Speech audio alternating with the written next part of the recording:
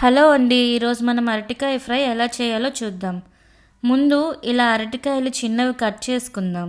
అరటికాయలు తొక్క తీసిన తర్వాత నల్లగా అయిపోతాయి కదా, అందుకు మనం ఒక బౌల్ తీసుకొని అందులో వాటర్ వేసి కట్ చేసుకున్న అరటికాయలు అందులో వేసుకొని అందులో కొంచెం సాల్ట్ని వేసుకొని కలుపుకుందాం.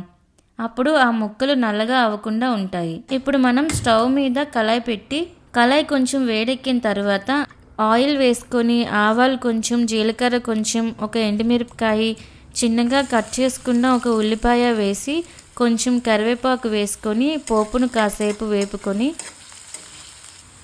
అందులో సాల్ట్ని కొంచెం వేసుకుందాం. అప్పుడు పోపు కొంచెం తొందరగా వేగుతుంది. పోపు వేగిపోయింది.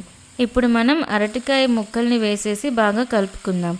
ఒక 2 నిమిషాలు వేపుకున్న తర్వాత అందులో కొంచెం పసుపు, సరిపడేంత ఉప్పు వేసుకొని కలుపుకుందాం.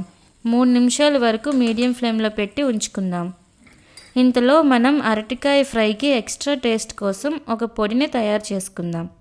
ఇప్పుడు స్టవ్ మీద ఒక పాన్ పెట్టి అందులో 5 మిరపకాయలు, కొంచెం శనగపప్పు, మినప్పప్పు కొంచెం వేసుకొని వేపుకుందాం.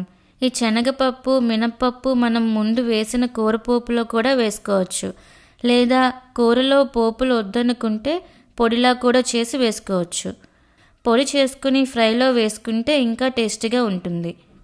ఇవి వేగిన తర్వాత ఒక మిక్సీ బౌల్లో వీటిని వేసుకొని అందులో కొంచెం ఎండు కొబ్బరి వేసుకుందాం.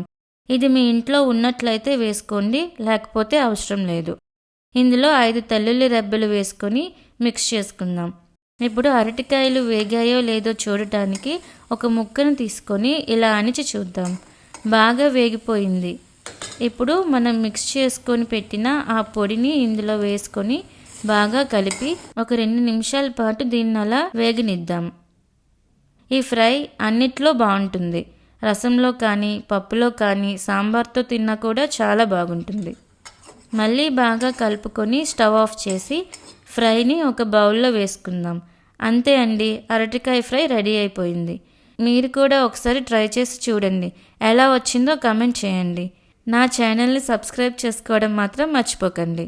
మళ్ళీ ఒక మంచి వంటతో నెక్స్ట్ వీడియోలో కలుసుకుందాం.